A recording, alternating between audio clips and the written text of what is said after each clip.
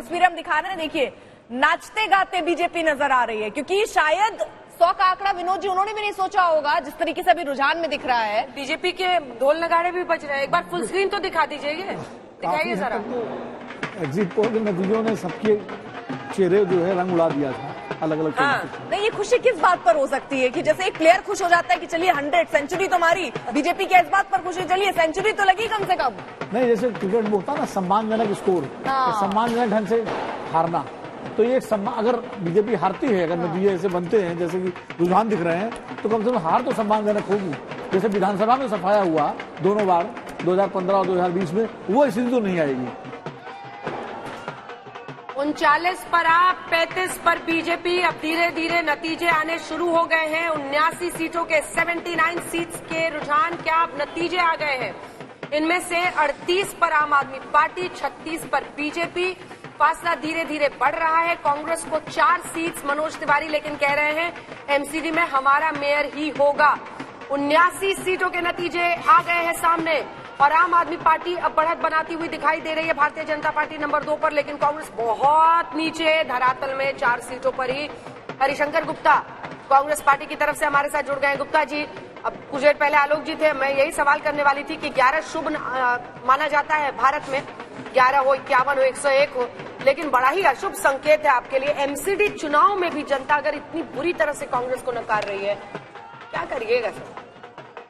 देखिए, ऐसा है, मैं आपको एक बात बता दूं, दिल्ली के अंदर दोनों पार्टियों के खिलाफ में बड़ी भारी एंटी इंकम्बेंसी थी, लेकिन कांग्रेस को लोगों ने नापसंद किया। पार्टी के नाम से चुनाव हम नहीं लड़ पाए। हमारे उम्मीदवार जो अपने बल पर चुनाव लड़े, वो कितना कर सकते थे उन्होंने किया है, लेकिन लेसर इविल को चुना है लोगों ने दिल्ली के अंदर, इसमें कोई दो शक नहीं है। अगर आप पार्टी की सीटें बढ़ रही है तो बीजेपी के खिलाफ भी बड़ी भारी एंटी इंकम्बेंसी थी। चुनाव प्रबंधन हमारा ठीक नहीं था।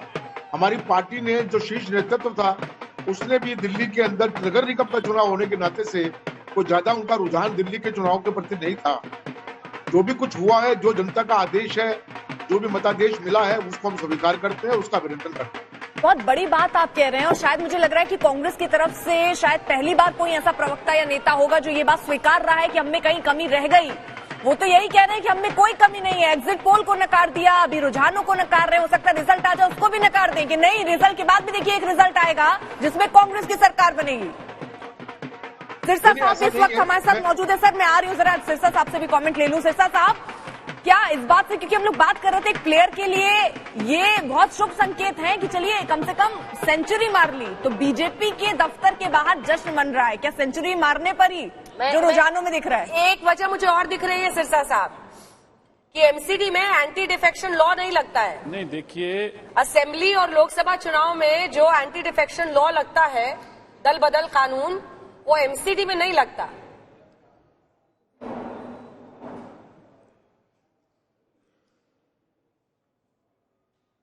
सिरसा साहब,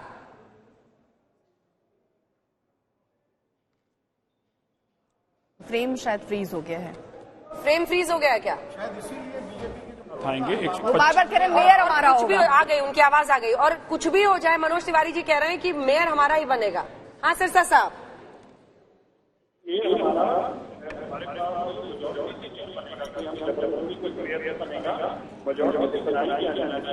और आप देखिए 250 से शुरू थे तो कहते 230 सीटें हमें आएंगी।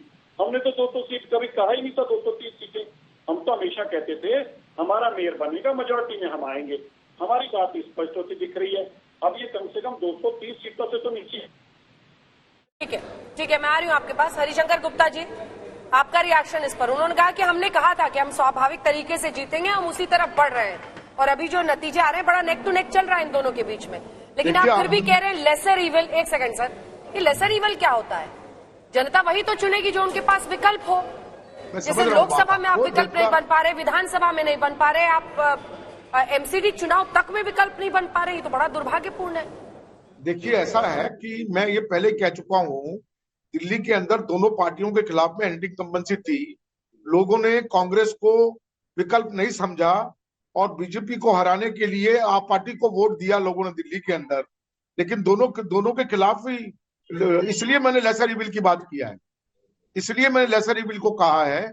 हमारा चुनाव प्रबंधन कहीं ना कहीं गलत था। हमारे शीर्ष नेतृत्व ने नगर निगम चुनाव के लिए जहां एक तरफ भाजपा ने 21 केंद्रीय मंत्री उतार दिए, उनके अध्यक्ष गली गली घूम रहे थे और पैसे से भी मदद किया, सब तरह से हुआ। हमारा शीर्ष नेतृत्व दिल्ली के नगर निगम चुनाव के प्रति विमुख रहा और उन्होंने ज्यादा मदद नहीं की उस बात को लेके भी, और कैंडिडेट अपने बल पर जितना चुनाव लड़ सकता था उससे कहीं बेहतर चुनाव लड़ा है। हमारी वोट परसेंटेज भी बढ़ेगी। अगर आप ऐसी देखिएगा, नौबत अब आ गई है क्या कि कांग्रेस पार्टी में आपको अपनी नाराजगी शीर्ष नेतृत्व को लेकर टीवी के जरिए रखनी पड़ रही है, क्योंकि आप खुद ही कह रहे हैं कि वो विमुख रहा। जी, नाराजगी नहीं है, नगर निगम का चुनाव है। बीजेपी नगर निगम के चुनाव में इस प्रकार से कोई पार्टी, जैसे बीजेपी ने कैंपेन किया, मोदी जी के नाम कांग्रेस पर कैंपेन प्रदेश किया, अध्यक्ष अनिल चौधरी आप लोगों के साथ जुटे हुए थे या नहीं थे? बिल्कुल जुटे हुए थे। उनकी मेहनत में कोई कमी वोट ही नहीं कर पाए वो। इतना जुटे प्रयासों हुए थे, में अपना कोई वोट कमी नहीं नहीं डाला। है। नहीं, लेकिन एक चीज तो जरूर है गुप्ता जी यहाँ पर कि आप एंटी इनकम्बेंसी कह रहे हैं, आप बीजेपी के लिए भी कह रहे हैं, आप आम आदमी पार्टी के लिए भी कह रहे हैं, तो इसका फायदा तो कांग्रेस पार्टी को होना चाहिए, लेकिन वो भी फिलहाल कांग्रेस पार्टी को नहीं हुआ और आप स्वीकार कर रहे हैं, वो बहुत अच्छी बात है। उसका स्वागत होना चाहिए कि आप स्वीकार कर रहे हैं कि जिस तरीके से, जिस लेवल पर कांग्रेस को लड़ना चाहिए वो नहीं लड़ पाई।